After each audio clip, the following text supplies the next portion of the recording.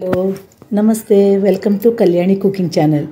ఈరోజు చేయబోయే చాలా సింపుల్ ఉంది అప్పడాలు. దీనికి ఎండ అక్కలేదు, నీళ్ళలోనే ఎండ పెట్టుకోవచ్చు. ఎండ వచ్చిన వాళ్ళు ఎండలో పెట్టుకోవచ్చు. దీనికి ఒక గ్లాసు బొంబాయి రవ్వ ఉప్మా చేసుకుంటాం కదా, 2 స్పూన్స్ చపాతీ చేసుకుంటాం గోధుమ పిండి. మీకు తగ్గట్టుగా టేస్ట్కి తగ్గట్టు సాల్ట్ వేసుకోవాలి. ఇది బాగా మెత్తగా మిక్సీ చేసుకోవాలి.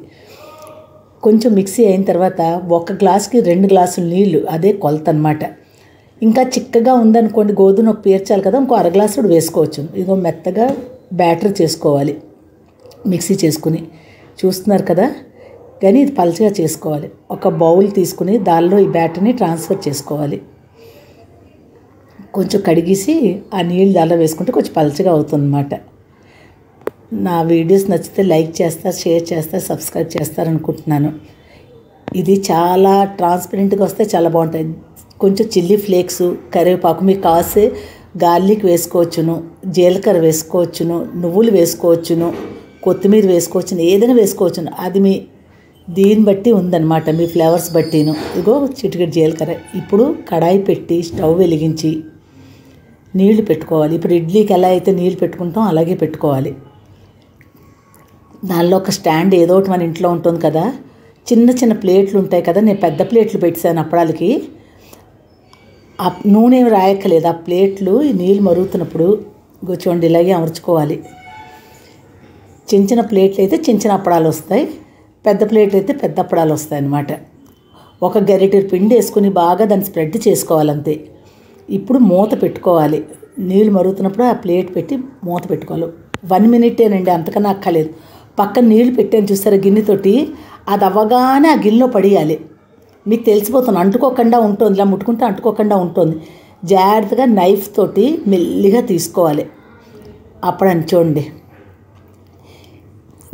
అంతే. నీటిలో పడేస్తే వెంటనే ఈజీగా వచ్చేస్తుంది అన్నమాట. కొంచెం మెల్లిగా తీయాలంతే ప్రాసెస్. ఒక 10 మినిట్స్లో అప్పడాలు అయిపోతే చాలా టేస్టీగా ఉంటాయండి. సాంబార్ రైస్లోని, రసం రైస్లోని తినచ్చు. చూడండి ఇప్పుడు గొడ్డ మీద ఆరేసి, ఏదైనా బట్ట ఉంటుంది కదా ఇంట్లోనూ, దాని మీద ఆరపడియాలి. చూడండి ఎంత ఈజీగా అయిపోతున్నాయి అప్పడాలు. చాలా క్రిస్పీగా వస్తాయి. తర్వాత ఎండలో పెట్టాలని బాధ లేదు, నీళ్ళలో వేసుకోవచ్చును. సంవత్సరం పాటు దాకా ఉంటాయి, ఇవి నిల్వ ఉంటాయి. చేసుకోవాలి. 1 గ్లాసుడు చేసుకుంటే ఒక 18 అప్పడాల దాకా అవుతాయండి. ఇవి చూడండి ఎంత బాగా వస్తున్నాయని. అలా నీటిలో వేసుకోవడం చాలా ఈజీగా ఉంటాయండి. మీరు చేస్తారు, నాకు మళ్ళీ చెప్తారని చూస్తున్నాను. చాలా ఈజీ. చూడండి ఎంత తొందరగా అయిపోతున్నాయని. ఇప్పుడు ఫ్రై చేస్తున్నాను చూడండి. నిన్న రాత్రి పెట్టాను, వాళ్ళు ఎండిపోయి ఇప్పుడు ఫ్రై చేస్తున్నాను చూడండి. ఎంత క్రిస్పీగా ఉంటాయనండి అవి. ఆయిల్ కూడా ఎక్కువ పీడ్చుకోవు. చూసారా, ఇవి పచ్చి అప్పడాలు. ఇవి పచ్చివి అనమాట, ఎండపెట్టినవి. ఫ్రై చేసింది చూపిగా చూడండి ఎంత క్రిస్పీగా వచ్చాయి చూడండి. చాలా క్రిస్పీగా ఉంటాయి, చాలా టేస్టీగా ఉంటాయండి. చేస్తాను, ఆశిస్తాను. Thanks for watching.